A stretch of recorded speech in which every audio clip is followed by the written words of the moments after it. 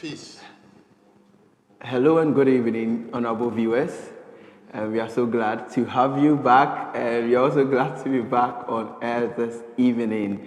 We so much apologize for the delay in the starting, but it's because we are having some few issues. But since it's been resolved, we are glad that we are back online. So God bless you for staying tuned. And if you are here with us, just call a friend, tell a family member, tell a church member that we are back online. We are online. So, and then we are coming with full force. So let us all join, and then let's have this discussion together. So today we are looking at hindrances to fruitfulness. We have been covering fruitfulness for the past several weeks, and we've settled on the fact that fruitfulness, we become fruitful when we are connected to the vine, and then we get all our sources, our nutrients from the vine. And Christ being the vine, we being the branches, we bear the fruits. Though it is Christ and the grace of Christ that empowers us to bear the fruits. Last week we made a very significant point that said that as much as we are connected to the vine, that is how much fruit that we bear. We went through the seed and then the sower, and then we discussed the various types of people who receive the word, and how they utilize the word, and how they bear fruit based on how the word is received in their heart. And we arrived on the fact that once your heart is prepared, the seed is always viable and is going to bear fruit in 30-fold, 60-fold, and then 100-fold. Now, today we are going to look at hindrances to fruitfulness. Now that we've settled on the fact that prepare your heart, what can still hinder you from bearing fruit? That's what we're going to discuss. Please get your phones ready to also comment and then ask questions if you have any on any of our platforms, YouTube, on Facebook, and be glad to attend to them. So my guests, my panel members would introduce themselves briefly, and then we enter into the discussion. So I'm going to start from my far right. Hello viewers, good evening. I'm Pastor Patmos Nikwe. All right. I'm Pastor Fitzgerald Niabu. Okay, Pastor Fitzgerald, God bless you for being here. Reverend Fred Abo. All right. I'm glad to be here. We are glad to have you too. Okay, if you can see the heat in this room, you can see that we are fired up for the discussion.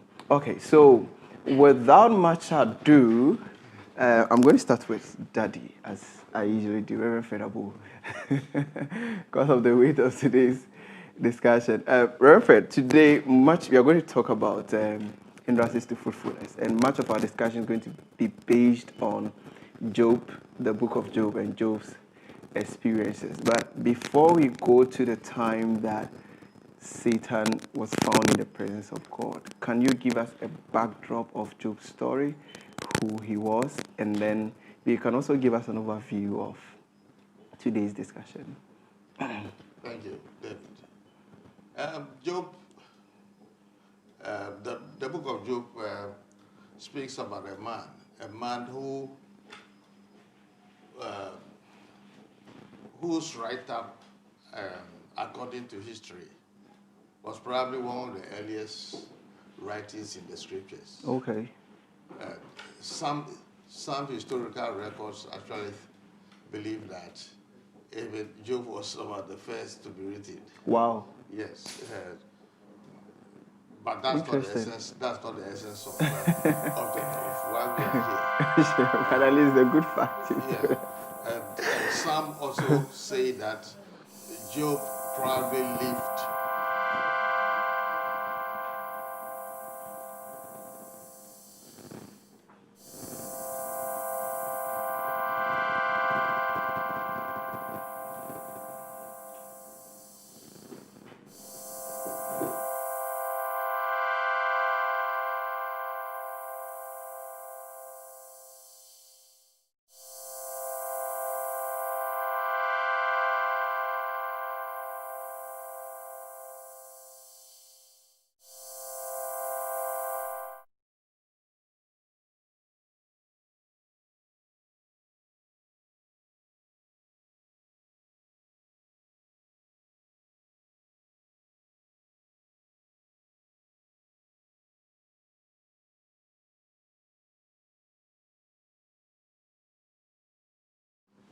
theologians actually believe that Job probably lived somewhere between Noah and Abraham.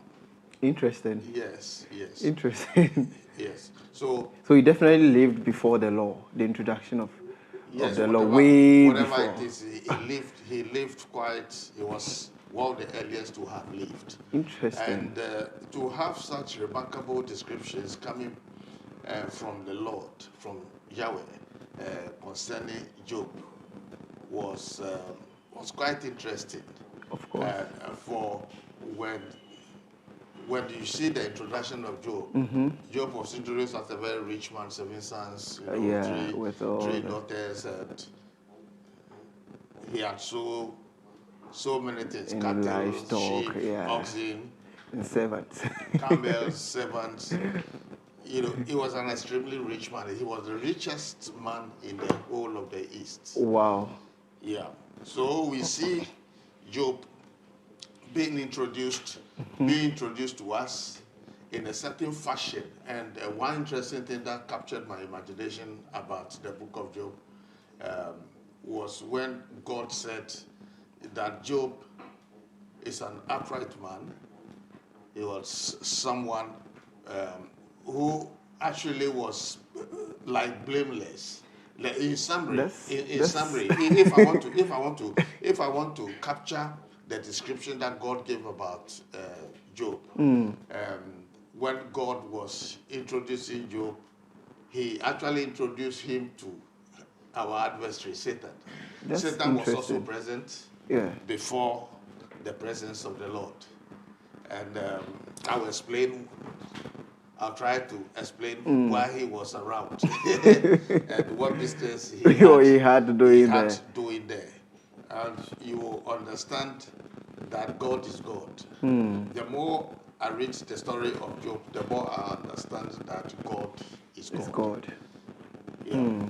So God said two things. In summary, God said two things. He did not specifically say that Job was sinless. Okay.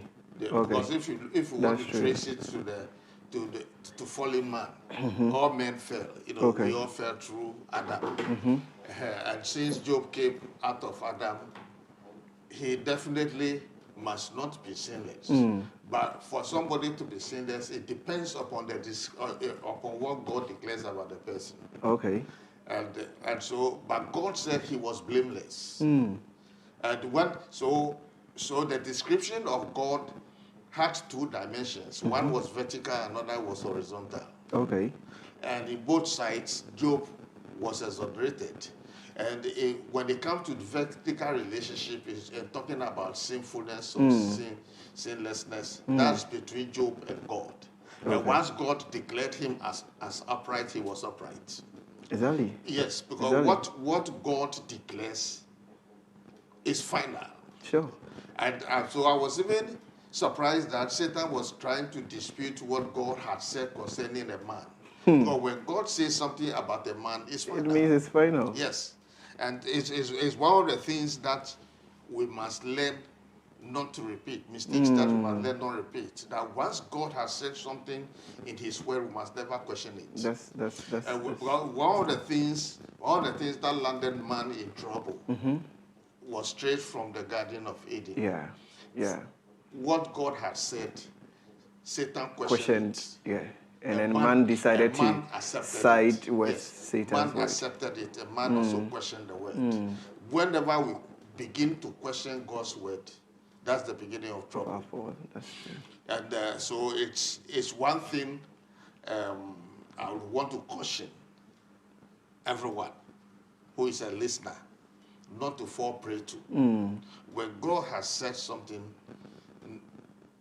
don't question it. Okay. When you question it, then you are entering into trouble in your life. So Satan questioned it, but God said, this man is upright. When God says that this man, there's no sin in you, there's no sin in you. Because he is able to see the end from the beginning. Yeah. You see, God doesn't just see things in time. He sees beyond time. Beyond time. So he sees the end from the beginning. So that's why God could call somebody like Esau, a profane man. Even before he came out of the womb, he was already a profane man. Okay. Where he had not been born, he had not committed anything. But God said he was profane, and he rejected him, even right in the womb. Wow. Before he came Because out. he knew the man. Yes, because he had seen the end. He had seen the end. Yes.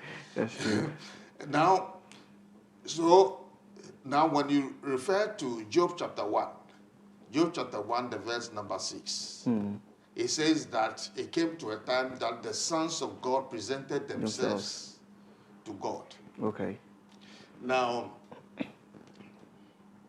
sons of God, the word sons of God, now among mortals or humans, the only persons considered.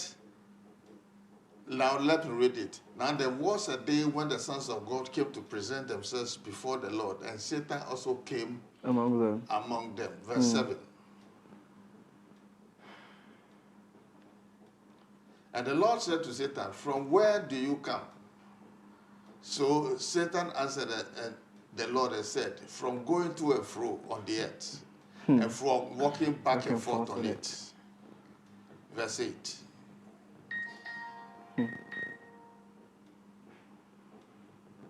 Interesting.